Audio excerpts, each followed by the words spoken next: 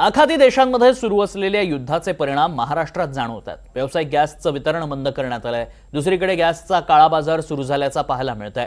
900 रुपयाला मिळणाऱ्या घरगुती गॅस आता 2000 विकत असल्याचं पाहायला मिळालंय। 1500 रुपयांना मिळणारा कमर्शियल गॅस 5000पर्यंत विक्री केला जातोय। अनेक ठिकाणी काळा बाजार करणाऱ्यांवर कारवाई देखील करण्यात आल्याचं पाहायला मिळालंय। दुसरीकडे गॅस बुकिंग घेणाऱ्या कंपन्यांनी दिलेला नंबर बंद असल्यानं गॅस कसा आणि कुठून बुक करायचा असा सवाल तमाम गृहिणी वर्गाला पडलाय। त्यामुळे मोठी चिंता व्यक्त होतीये, प्रश्न उपस्थित झालेत, अनेक सवाल उपस्थित होत आहेत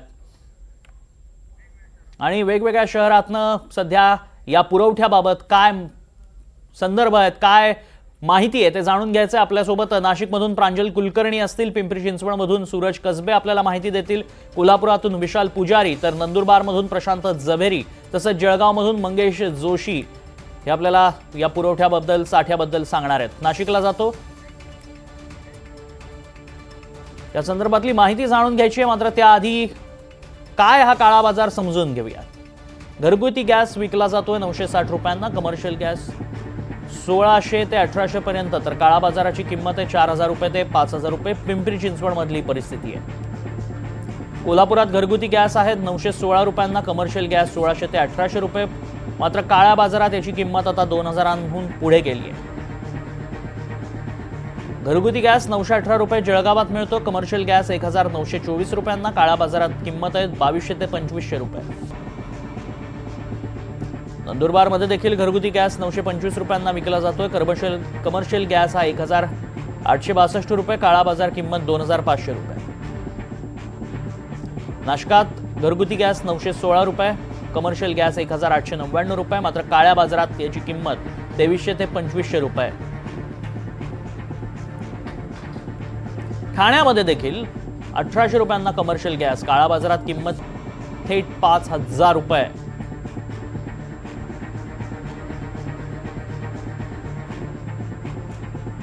थेट जाऊयात नाशिकला, कारण नाशिकमध्ये काय स्थिती आहे। एकीकडे लग्नाचं सीझन सुरू झालेला आहे आणि अशात प्रांजल काय म्हणतात कॅटरर्स आणि परिस्थिती काय?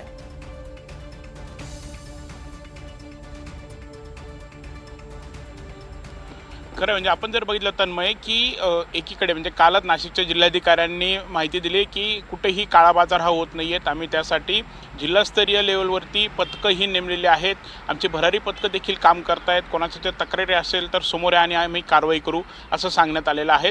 दुसरीकडे आपण जर चित्र बघितलं तर अनेक ठिकाणी म्हणजे अनेक हॉटेल चालकांना देखील आपले हॉटेल हे बंद करण्याची वेळ आलेली आहे।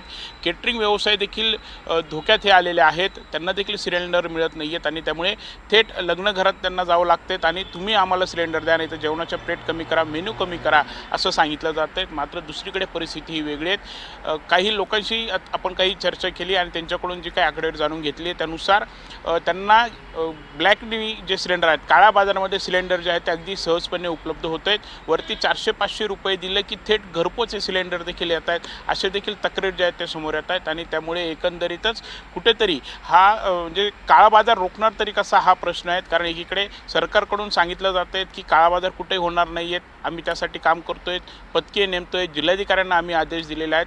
मात्र दुसरीकडे स्थानिक पातळीवरती चित्र जर बघितलं तर वेगळं आहेत। भरारी पथकं नेमलीत सांगितलं जातं आहे, मात्र हे भरारी पथकं नक्की आहेत तरी कुठे आणि नागरिकांच्या तक्रारी आल्यावरच प्रशासन कारवाई करणार का, सुमोटो कोणते ॲक्शन घेतली जाणार नाहीत का, हा देखील प्रश्न जो आहे तो उपस्थित होतोय। दरम्यान खरं तर नागरिक आपण बघितलं तर हैराण झालेले आहेत। ग्रामीण भागात देखील सिलेंडरच्या दुकानाबाहेर रांगा या लावलेल्या आहेत, फोन देखील केले तरी कंपनीचे फोन हे लागत नाही आहेत, फोन हे रिसीव्ह केले जात नाही आहेत।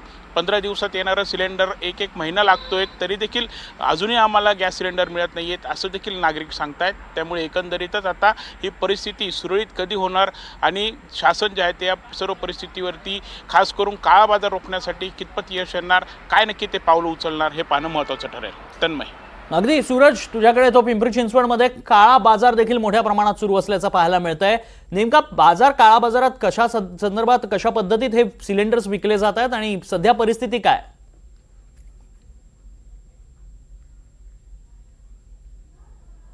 पिंपरी चिंचवड शहर हे उद्योगनगरी म्हणून ओळखलं जातं आणि याच उद्योगनगरीमधील जे उद्योग आहेत त्यांना मोठ्या प्रमाणावरती कमर्शियल गॅस लागतो आणि याच कमर्शियल गॅसची होणारी टंचाई पाहता याचा मोठ्या प्रमाणावरती काळा बाजार होताना दिसतो. कारण पिंपरी चिंचवड शहरामध्ये तब्बल 15,000पेक्षा अधिक लघु उद्योग आहेत आणि या लघु उद्योगांमध्ये हा गॅसचा प्रामुख्याने वापर केला जातो. साधारण आपण पाहिलं तर कमर्शियल जो गॅस आहे त्याच्या किमती पूर्वी 1600 ते 1800 रुपयांपर्यंत होता आणि आता तो काळ्या बाजाराने तब्बल 4,500 ते 5,000 रुपये दराने विकला जातोय.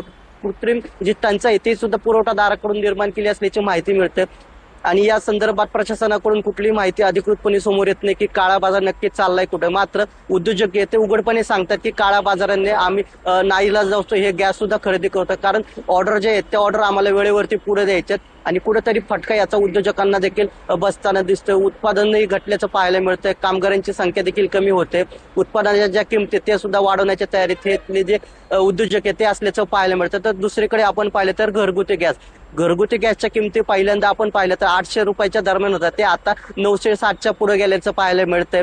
त्याचाही तुटवडा कुठेतरी होताना दिसतोय. गॅसचे जे वितरक आहेत ते कुठेतरी याचा काळा बाजार करताना सुद्धा दिसत आहेत.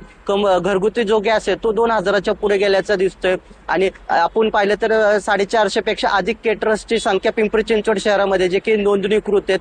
पुढे लग्नसराईचा सीझन आहे.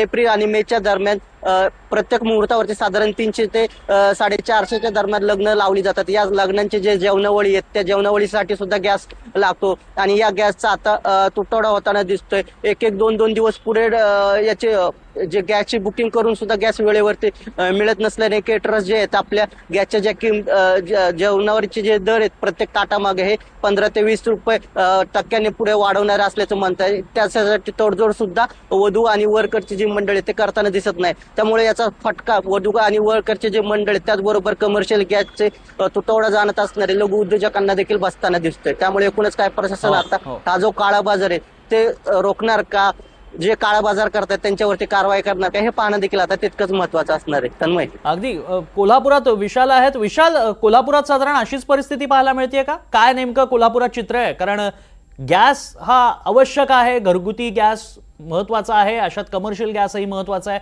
कोल्हापुरात काय स्थिती आहे? नक्कीच अशीच परिस्थिती आहे जी इतर जिल्ह्यांमध्ये आहे. मात्र जर पाहायचं झालं तर प्रशासन या सगळ्यावर लक्ष ठेवून अशा पद्धतीच्या प्रतिक्रिया पाहायला मिळत आहेत. 2 दिवसामध्ये एक मोठी कारवाई सुद्धा दिसेल असं एक आश्वासन देण्यात आलेलं आहे. त्यामुळं काय नेमकी कारवाई असेल, कोण एखादा मोठा जो काळा बाजार करणारा व्यक्ती आहे का, त्याबाबतची माहिती मिळू शकते का, याबाबत सुद्धा माहिती जी आहे ते आपण घेतोय. मात्र जर पाहायचं झालं तर जिल्ह्यामध्ये 916 इतका एका गॅस सिलेंडरचा, घरगुती गॅस सिलेंडरचा दर सध्या सुरू आहे आणि कमर्शियल मध्ये जर पाहिजे तर 1600 ते 1800 पर्यंत आहेत. मात्र कमर्शियल गॅस जे आहेत ते विक्रीसाठी बंद आहेत. मात्र तरी देखील काही ठिकाणी चोरून काही ठिकाणी गॅस जे आहेत ते पुरवले जात आहेत का, असा एक प्रश्न जो आहे तो सामाजिक कार्यकर्त्यांकडून उपस्थित केला जातोय. साधारणतः काळा बाजारामध्ये 2000हून अधिकचा दर देखील गॅस सिलेंडरसाठी दिला जात असल्याचं पाहायला मिळत आहे. प्रशासनाकडून यासाठी वारंवार आवाहन जे आहे ते करण्यात येतं की ज्या ठिकाणी अशा पद्धतीचं कृत्य दिसेल, गैरवापर दिसेल त्याबाबत माहिती द्यावी, तक्रारी द्यावी आणि त्याबाबतच्या काही तक्रारी सुद्धा पुरवठा विभागाकडे आल्याचं सांगितलं जात आहे आणि काही ठिकाणं सुद्धा नोंद करून ठेवण्यात आलेली आहेत पुरवठा विभागाकडून. त्यामुळं लवकरच याबाबत एखादी मोठी कारवाई देखील कोल्हापुरात दिसण्याची शक्यता आहे. मात्र गॅसचा जो तुटवडा आहे त्याचा जर परिणाम जर पाहिजे झाला तर अगदी सामान्य वर्गापासून धार्मिक स्थळांपर्यंत पाहायला मिळते, ज्याच्यामध्ये कोल्हापूरच्या शक्तीपीठ 3.5 शक्तीपीठापैकी असलेल्या अन्नछत्र अंबाबाई देवीच्या अन्नछत्रावर देखील झालेला आहे. त्याचबरोबर येत्या काही काळामध्ये धार्मिक स्थळांवर महाप्रसादाचं आयोजन असेल, त्यामध्ये सुद्धा काही महाप्रसाद जे आहेत ते कमी करण्याबाबत निर्णय जे आहेत ते घेण्यात येणार आहेत. पुढच्या 1-2 दिवसांमध्ये काही हॉटेल जे आहेत ते सुद्धा बंद पडण्याच्या मार्गावर. त्यामुळे एकूणच परिस्थिती पाहिजे झाली तर गॅसमुळे संपूर्ण जिल्ह्याभरामध्येच बिकट परिस्थिती असल्याचं पाहायला मिळते. तन्मय, खरं आहे, परिस्थिती बिकट आहे. मात्र तिकडे नंदुरबारमध्ये प्रशांत झवेरी माहिती देतील. नंदुरबारमध्ये काय सध्या स्थिती आहे, काय चित्र आहे गॅसचं? प्रशांत,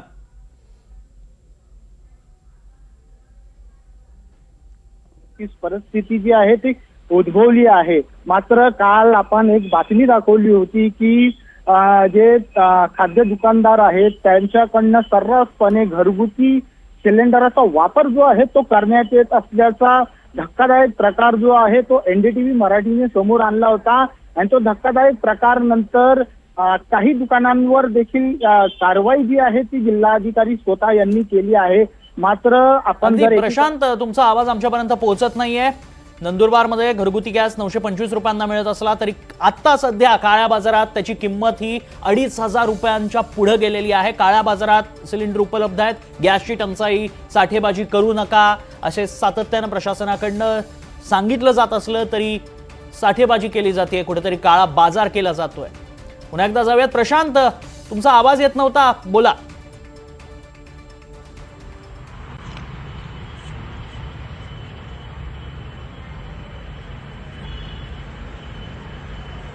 प्रशांत बोला, तुमचा आवाज येतोय.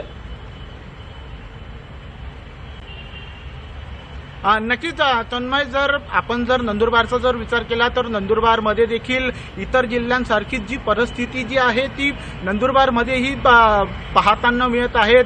नुकताच आपण काल एक नंदुरबार जिल्ह्यातील शहादा येथील एक बातमी प्रसारित केली होती. या बातमीत घरगुती सिलेंडर जे आहेत ते दुकानदाराकडनं, काही खाद्य व्यापाऱ्यांकडनं, दुकानदाराकडनं ही सर्रासपणे वापरली जात असल्याची बातमी जी आहे ती NDTV मराठीने प्रसारित केली आणि ती प्रसारित केल्यानंतर त्वरितच जिल्हाधिकारी यांनी त्या दुकानदारांवर कारवाई केली आहे. मात्र तन्मय, आपण पाहिलं तर नंदुरबार जिल्हा हा आदिवासी जिल्हा आहे आणि या जिल्ह्यात खूप अशा समस्या आहेत. मात्र आता ही सर्वात मोठी समस्या जी आहे ती गॅस सिलेंडरची आहे. इथं 15-20 दिवस जे आहेत ते गॅस सिलेंडर मिळत नसल्या कारणानं नागरिक कुठेतरी हैराण झाले आहेत.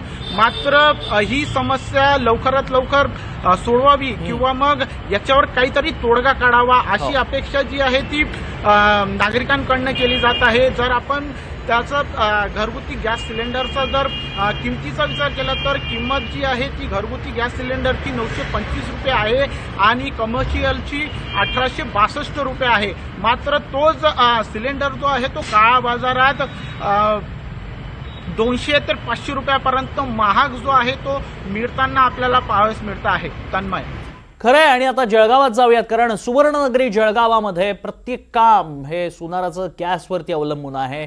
सोनं वितळवायचं असलं, चांदी वितळवायची असली तर त्याला लागतो तो गॅस. आणि तिथे काय परिस्थिती आहे सांगतायत मंगेश, काय सध्या चित्र आहे सुवर्णनगरीत?